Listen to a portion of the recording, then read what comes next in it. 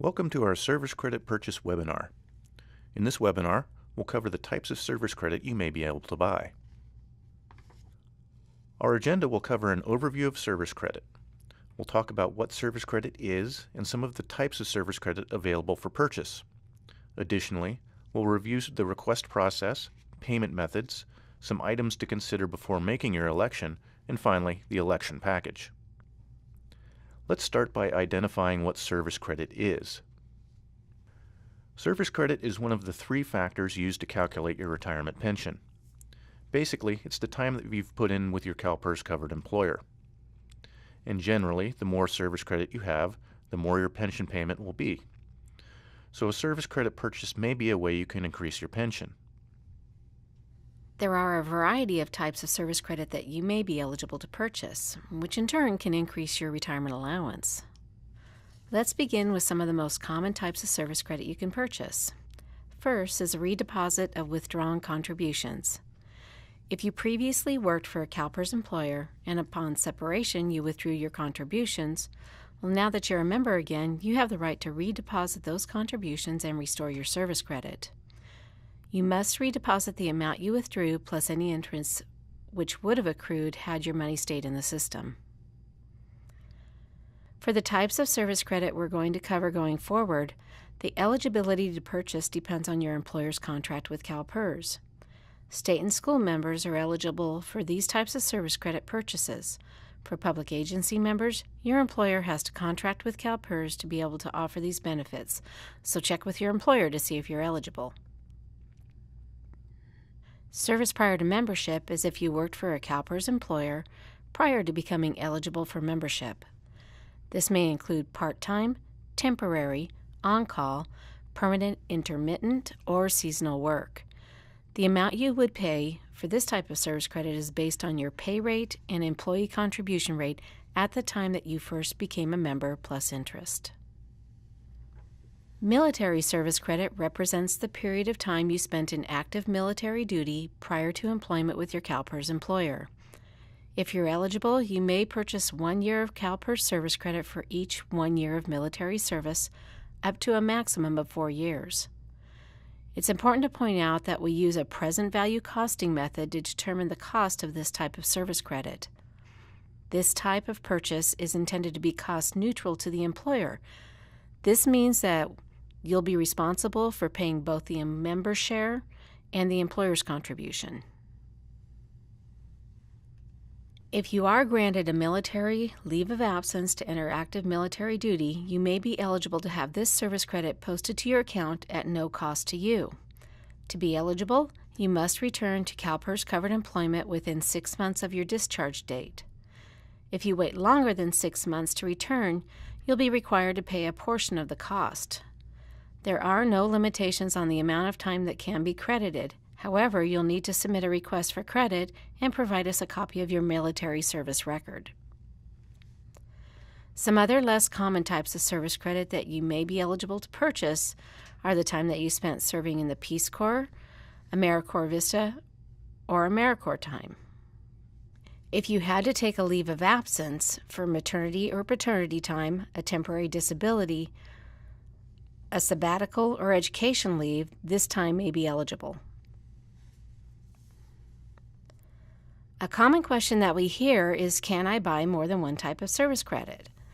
The answer is yes. Purchasing one type of service credit does not preclude you from purchasing another type. In this example, we have James, who had 2 years of active military service. He then worked in a temporary position for 3 years with a CalPERS employer before becoming a member. If he chose to, he could purchase both the military time and the service prior to membership time. A good thing to keep in mind is that because of the lower cost of service prior to membership and a redeposit of withdrawn contributions, is you may want to check into getting this time back and then look into the present value costing types available, such as the military service. For more information on the types of service credit available, eligibility for each type, and what is needed to submit the request, you can review the publication, A Guide to Your CalPERS Service Credit Purchase Options, or for military time, the Military Service Credit Options publication. Both can be found through our forms and publications on our website. In this next section, we'll go over the steps to get more information on service credit that you may want to purchase. If you think you might be eligible to purchase service credit, the first step is to navigate to the CalPERS website and use the Service Credit Cost Estimator. Here you can obtain an estimate of the cost to purchase the type of service credit that you're interested in. This useful tool can be found on the CalPERS website homepage under the header I Want To. Select Estimate Service Credit. The first thing you'll do on the Service Credit Cost Estimator is to accept the terms of use. Next, you'll choose the type of service credit that you're interested in. In our example, we're using service prior to membership. On this page, you'll see the eligibility requirements and cost information. The next step is to tell us about you. This includes name, date of birth, pay rate, pay period, and schedule. Next is your employment information, including retirement formula, when you became a member, pay rate at membership date, and hours, days, and months worked. You'll also check whether you paid into Social Security during the period of employment. Last, you'll give us the monthly payments you're interested in, and this can be up to 180 months. This particular information is specific to the service prior to membership request. If you run an estimate for other types, different information may need to be provided. And this is where you'll see your results. The results page provides the cost based on paying it off in a lump sum or based on the amount of and number of installments payments you selected. At the bottom, you can see approximately how much your pension would be increased for life. You can get more accurate estimate with the retirement estimate calculator, which we'll discuss later. Also on the estimate results page is the request form you'll need to print if you wish to take the next step and request official cost information from CalPERS. Simply select the link and print the form. Keep in mind that there's no obligation to purchase if you submit this form. You're simply requesting a cost package. Finally, you'll have a summary of the information provided. At the bottom of the page, you can do a recalculation, and it provides additional items to remember, such as using the retirement estimate calculator.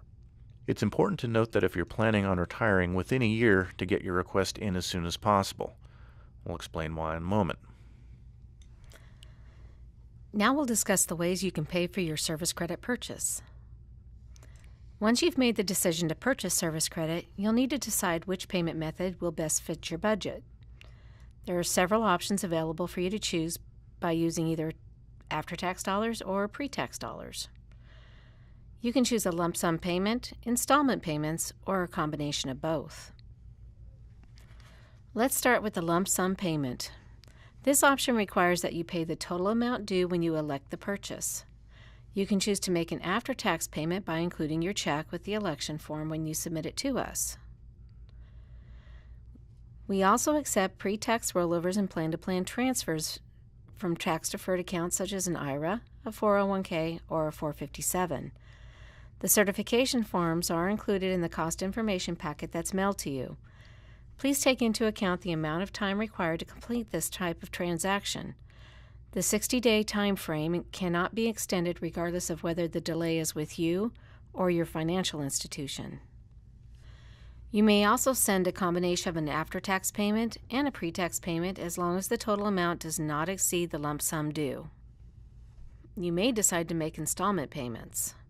Payments can be made up to 180 months, which is 15 years, and you can also make payments based on a specific number of years or months or based on a dollar amount out of each pay period. We'll review your request and set up a payment plan as close as possible to your request. When making payments, your interest continues to accrue until the balance is paid in full. While active, the payment will be taken out as a payroll deduction. If you leave employment without retiring, a direct payment plan will be established, which will require you to send a check directly to CalPERS. Payments will be automatically deducted from your retirement allowance on an after-tax basis if your service credit is not paid off in full by retirement. After you retire, service credit can be paid off or a portion of it paid down by lump sum with after-tax dollars at any time. If you plan to use tax-deferred funds, your request must be received prior to your retirement date. Let's look at the options you have available for installment payments. First, you can make payments on an after-tax basis. After-tax payments may be more flexible. With after-tax payments, you may increase the payment amount or pay it off early if you wish. However, you cannot change over to pre-tax deductions. Payments are available on a pre-tax basis only if your employer has contracted for this option, which most do. If you choose pre-tax and the payroll deduction begins, you are locked in and cannot change the payment amount or method. You cannot pay off the balance prior to separating from your employer or retiring. Your last option is that you can make a partial lump sum payment and set the balance up for installment payments. Now let's look at some additional information to consider before you submit your election package. First is cost versus the long-term financial benefit. One of the easiest ways to evaluate this is by creating two retirement estimates by using the retirement estimate calculator in my CalPERS. Create one with your additional years of service credit and create a second estimate without the additional service credit. Evaluate the cost to determine how many years it may take for you to benefit from the purchase. Also take into consideration the retirement payment option you select when you retire, as your benefit is reduced if you choose to leave a monthly allowance for life to someone else upon your death. If you're a classic safety member, you have an 80 or 90% cap on your retirement benefit. If buying service credit puts you over your cap percentage, it may not benefit you to make the purchase. There are also certain situations where extra service credit may not provide a benefit, such as retiring on a disability retirement. We also recommend that you consider speaking to a financial advisor or tax consultant to help you decide if purchasing service credit is helpful in your specific situation. Now that you've applied for your service credit, let's talk about what you should do when you get the election package. Remember earlier when we said that if you're retiring in the next year, you should get any service credit requests in as soon as possible? The reason why is that your actual signed election to make the purchase must be submitted before your retirement date. If it isn't, you will not have an opportunity after you retire to make the purchase. And we want to emphasize that once you receive an election packet, it's important to review it completely so that you can make an informed decision as to whether or not the purchase will benefit you. And here's an example of what I mean. A few years ago, I talked with a member who worked for a school part-time for several years before coming into CalPERS membership. She found out she may be able to add that time in and requested a cost packet for service prior to membership. She approached me after a class I was teaching with the packet she had received. When I spoke to her, she said she wasn't going to buy it because it was too expensive. When she first received the packet, the first thing she saw was that the lump sum cost was over $10,000, so she decided against it. Because she didn't review the entire packet, she failed to notice that she could have made monthly installment payments of $65, and those payments can be taken into retirement.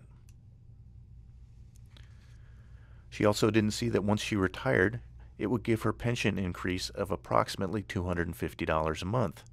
Since her payments can continue into retirement, she would have had the $250 added to her pension and the $65 payment coming out at the same time. That's a $185 net increase. Now obviously it's not always the case that the pension increase from a service credit purchase will always be more than the monthly payment for the purchase as in this example, but it does illustrate the point that you need to read your package thoroughly to see if the purchase would benefit you. It's also important to note that the earlier in your career you make the purchase, the lower the cost will be. You'll only have 60 days from the date on the first page of the purchase package to complete the election form, along with any needed rollover or transfer forms, and return them to us along with any payment, if necessary. Extensions are not available, so it's important that you don't delay. As we mentioned earlier, even if the delay is from the financial institution, your package will expire and you'll need to start the request process over. And it's important to understand that your election form, not just the cost request form, must be submitted before your retirement date. If you retire without doing this, then you will not be eligible to make the purchase. When you elect to purchase the service credit, the election is irrevocable. If you decide not to purchase the service credit, then you don't have to send anything back to us. We mentioned running retirement estimates to help you determine whether purchasing service credit is right for you. In your CalPERS account, you can select the retirement estimate calculator link to run those what-if scenarios and save them to review later. And we often get the question, where can I find the status of my service credit request? When you log into your CalPERS account, the home page provides that information if you have a service credit request submitted to us. Our presentation today was intended to give you a better understanding of the types of service credit you can purchase in the request and election process. We hope this information has been beneficial to you, and thank you for taking time out of your day to attend, and have a great day.